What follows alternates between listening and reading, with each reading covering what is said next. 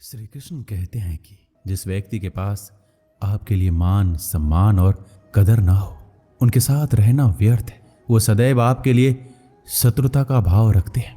ऐसे व्यक्तियों के साथ रहने से उत्तम है आप अकेले रहिए। इस जीवन में अधिक सीधा होना, सरल होना भी अनुचित है। जो सरल और सीधे स्वभाव का होता है, लोग उसका अनायासी फायदा उठाते रहते हैं। अच्छी किस्मत के लोग थोड़ा सा दुख पाने पर भगवान को कोसते हैं, पर बुरी किस्मत के लोग थोड़ा भी अच्छा होने पर भगवान का स्मरण और धन्यवाद करते हैं। प्रभु अपने भक्तों की सदैव परीक्षा लेते रहते हैं। इस परीक्षा में भक्तों को अनेकों कष्टों का सामना करना पड़ता है। सामान्य लोग इसे अपना दुख मानकर पीछा छुड़ाते हैं, वहीं साधक तथा प्रेमी प्रभु की इच्छा समझकर उसका सामना करते हैं। जो लोग कहते हैं अपनों के आगे झुकने में कोई बुराई नहीं है, उन्हें यह भी मालूम होना चाहिए कि जो सच में अपने होते हैं वो कभी झुकने ही नहीं देते। जब लोग आपकी बुराई करें तो परेशान ना हो, क्योंकि वो लोग आपको महत्व देने का कोई और तरीका नहीं जानते। सबसे ऐसा व्यवहार करें कि कोई आपके बारे में बुरा भी कहे तो कोई उस पर विश्वास ना करे। स्वार्थ संसार का एक ऐसा कुआं है जिसमें गिरकर निकल पाना बड़ा कठिन होता है।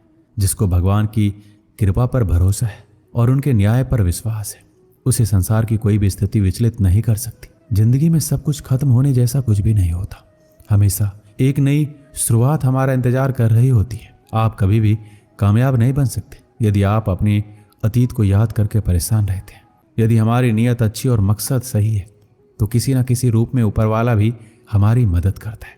जीवन में चाहे आप जितना भी अच्छी किताब पढ़ लें, चाहे आप कितने भी अच्छे शब्द क्यों ना सुन लें, परंतु जब तक आप उनको अपने जीवन में नहीं अपनाते तब तक उसका कोई फायदा नहीं है। मुंह से माफ करने में किसी को वक्त नहीं लगता, पर दिल से माफ करने में सारी उम्र बीत जाती है। श्री कृष्ण कहते हैं, हे अर्जुन, अगर तुम अपना कल्याण चाहते हो तो सभी उपदेशों, सभी धर्मों को छोड़कर मेरी शरण में आ जाओ। मैं तुम्हें मुक्ति प्रदान करूंगा। उन लोगों से बचकर रहना चाहिए जो आपके दिल में नहीं दिमाग में रहते हो। मैंने हर किस्म के लोग देखे हैं अपनी जिंदगी में, मदद लेकर शुक्रिया बोलने वालों को भी और मदद लेकर बेवकूफ़ बोलने वालों को भी। जो आपको तकलीफ में देखकर रो पड़े वो आपको कभी तकलीफ नहीं दे सकता। एक बात हमेशा याद रखना कि जो इंसान दूसरों की बातें तुम्हें बताता है वो तुम्हारी बातें भी दूसरों को बताता होगा। कभी भी किसी पर आंख बंद करके भरोसा ना करें, क्योंकि ये दुनिया इतनी भी अच्छी नहीं है कि आपके भरोसे को कायम रख सके। नीयत साफ और मकसद सही हो तो यकीनन किसी न किसी रूप में ईश्वर आपकी मदद जरूर करते हैं। अस्त होता सूरज इस बात का प्रतीक है कि अंत भी इतना खूबसूरत हो सकता है। वक्त वो तराजू है जो बुरे वक्त में अपनों का वजन बता देता है। झूठ बोलते हैं वो लोग जो कहते हैं हम सब मिट्टी से बने हैं। मैं कई सपनों से वाकिफ हूँ जो पत्थर के बने हैं। कुछ रिश्ते किराए के मकान जैसे होते हैं, कितना भी सजा लो कभी अपने नहीं होते। पानी की एक बूंद गर्म तवे पर गिरे तो नष्ट हो जाता है, कमल के पत्ते पर गिरे तो चमकने लगती है और सीप पर गिरे तो खुद मोती बन जाती है। पानी का बूंद तो वही है, बस फर्क है सिर्फ संगति का। सारी दुनिया कहती है हार मान लो, लेकिन दिल धीरे से कहता है एक बार और कोशिश कर, तू जरूर कर सकता है। जाने वाले तो चले ही जाते हैं, बस यादें छोड़ जाते हैं। फिर चाहे जितना पुकार लो वो लौट कर नहीं आते। खुले आसमान में वह चमकता हुआ चांद और दिल में चमकता हुआ प्यार कभी कम तो कभी ज़्यादा होता रहता है। खटखटा रही है रिश्तों के दरवाजे, मुलाकातें ना सही आहटे तो जिंदा करेगी। कर्म वो फसल है जिसे इंसान को हर हाल में काटना ही पड़ता है, इसलिए हमेशा अच्छा बीज बोएं ताकि फसल अच्छी हो। किसी को धोखा देना एक कर्ज है जो आपको एक दिन किसी दूसरे के हाथों से खाकर चुकाना पड़ेगा। ना खाई ठोकरें सफर में तो मंजिल की अहमियत कैसे जानोगे। अगर नहीं टकराए गलत से तो सही को कैसे पहचानोगे। हम भी कमाल करते हैं ना, उम्मीद इंसान से लगाकर सिकवे भगवान से करते हैं। हर जलते दिए तले अंधेरा होता है, हर रात के पीछे एक सवेरा होता है। लोग डर जाते हैं मुश्किलों को देखकर, पर हर मुश्किल के पीछे सफलता का सवेरा होता है। लोग हमेशा उस समय यकीन तोड़ते हैं जब हम उनकी वफादारी की मिसाल दे रहे होते हैं। जब होगी तेरी जरूरत तुझे पहचान लेंगे लोग। ये शहर है, यहाँ ऐसे ही जान पहचान नहीं होती। लोग कहते हैं अच्छे दिल वाले हमेशा खुश रहते हैं, पर मेरे ख्याल में एक दिन एक अच्छा दिल लगभग हमेशा ही चोट खाता है, क्योंकि वो दूसरों से बस अच्छे बर्ताव की उम्मीद रखता है। जीवन को इतना शानदार बनाओ कि आपको याद करके किसी निराश व्यक्ति की आंखों में भी चमक आ जाए। दुनिया सिर्फ उन्हीं के हालचाल पूछती है जो पहले से ही खुश है। जो तकलीफ में हो उनके लिए तो मोबाइल नंबर भी खो जाते हैं। अक्सर हंसते हुए लोगों की संगति खुशबू की दुकान जैसी होती है। कुछ ना भी खरीदो फिर भी कपड़े महका देती है। यहाँ नादानी भी सच में बेमिसाल है। अंधेरा दिल में है और दिए मंदिरों में जलाते हैं। कर्म का थप्पड़ इतना भारी और भयंकर होता है कि हमारा जमा हुआ पुण्य कब खत्म हो जाए ये पता नहीं चलता।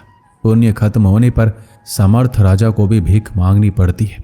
इसलिए कभी किसी के साथ छल कपट करके किसी की आत्मा को दुखी ना करें। वक्त, दोस्त और रिश्ते ये वो चीजें हैं जो हमें मुफ्त मिलती है, मगर इनके बेशकीमती होने का एहसास तब होता है जब ये कहीं खो जाती है। किसी भी रिश्ते को तोड़ने से पहले एक बार अपने आप से जरूर पूछ लीजिएगा कि आज तक उस रिश्ते को क्यों निभा रहे थे। रिश्ता अगर मजबूर हो तो वो रिश्ता ज्यादा दिन तक नहीं टिकता। इसलिए रिश्ते को मजबूर नहीं, मजबूत बनाइए। जो रिश्ता हमको रुला दे उससे गहरा रिश्ता कोई नहीं। जो रिश्ता हमें रोता हुआ छोड़ दे उससे कमजोर कोई रिश्ता नहीं। दुनिया में हजारों रिश्ते बनाओ, लेकिन एक रिश्ता ऐसा बनाओ कि जब वो हजारों तुम्हारे खिलाफ हो और वो एक तुम्हारे साथ। दो लोगों के बीच का रिश्ता हमेशा किसी तीसरे की वजह से खराब होता है। फासले का गम नहीं यदि दूरियां दिल में ना हो।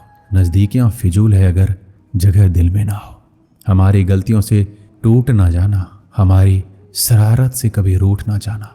सभी शब्दों का अर्थ मिल सकता है, परंतु जीवन का अर्थ जीवन जीकर और संबंध का अर्थ संबंध निभाकर ही मिल सकता है। बहुत समय पहले की बात है।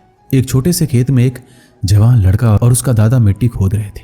वो मिट्टी को पलट रहे थे, उसकी गांठों को तोड़ रहे थे ताकि मिट्टी बुनाई के लिए अच्छे से तैयार हो सके। उस काम में काफी कड़ी मेहनत थी, लेकिन उनके सभी प्रयास एक अच्छी फसल प्राप्त करने के लिए आवश्यक थी। बूढ़ा आदमी अपने 70 की उम्र में भी अच्छी तरह से कड़ी मेहनत कर रहा था। थकान से वो काफी हद तक हाँफ रहा था।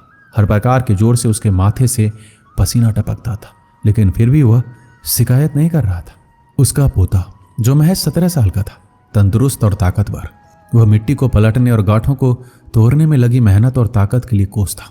फिर वहां खड़े होकर वह हाँफता और थोड़ी देर के लिए रुक जाता। थोड़ा आराम करने के बाद एक बार फिर से काम शुरू करने से पहले शिकायत करता। थोड़ी देर बाद युवा पोता देखता है उसके दादाजी ने जितना काम कर जमीन को तैयार किया वो खुद से तैयार की जमीन से बहुत ज्यादा है।